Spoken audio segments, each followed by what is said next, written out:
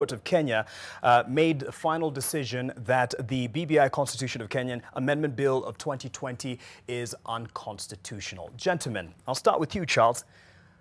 Who are the winners and who are the losers from this verdict? Okay, the first winners, of course, is the people of Kenya. And the court made it clear that there were elements in this process that did not have sufficient public participation, like the attempt to create 70 new constituencies. The court, however, was not completely decisive on the question of public participation. But winner number one, the people of Kenya. Winner number two are those who brought the petitions against BBI in the High Court, and they were the respondents in the Supreme Court.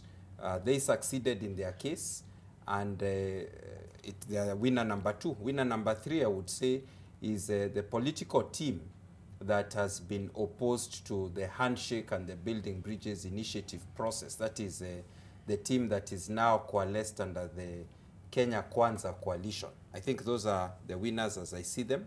The losers, loser number one is the government of Kenya, the state offices, that is, and the public officers who put in a lot of effort and investment in this BBI process.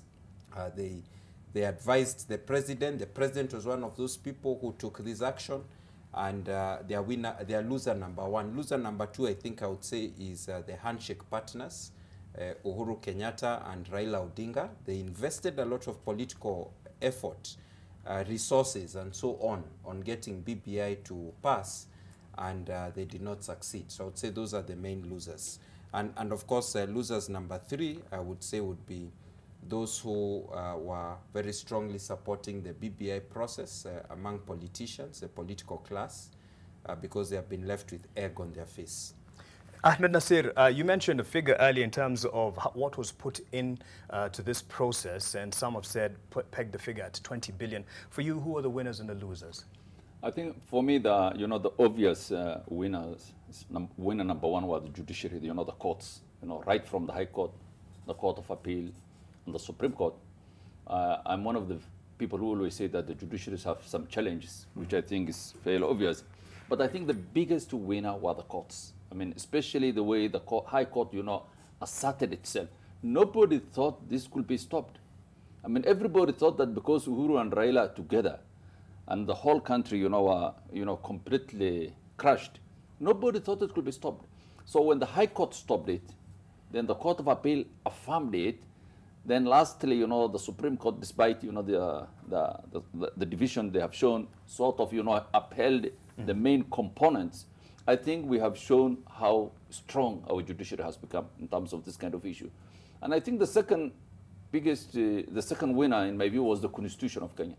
I mean, they tried to mutilate it, they tried to kill it, they tried to flush it down the toilet, it refused. That resistance by the Constitution clearly showed that the architecture of the Constitution we established in 2010 could still withhold these political earthquakes, the political class unleashed. Lastly, for me, the winner was the political class opposed to the BBI, led by the deputy president. I think, of course, I mean, we should not give them the credit that they were standing on a high, moral pedestal. Yeah. But I think they played good politics. I mean, they knew that this is a two-man affair. I mean, this is very unpopular, I think. It was very unpopular, despite the fact that, I think it's said, not proper. People are saying that BBI was uniting Kenyans. What Kenyans?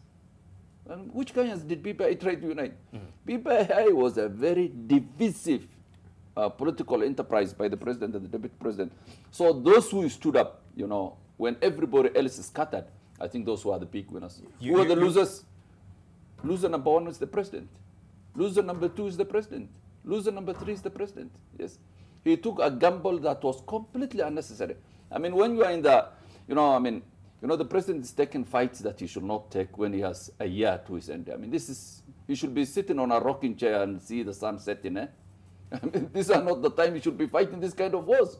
This kind of war is someone whose political future is ahead of him. The president's political future has come to an end. I mean, he has reached the pinnacle of his political career, the very epitome.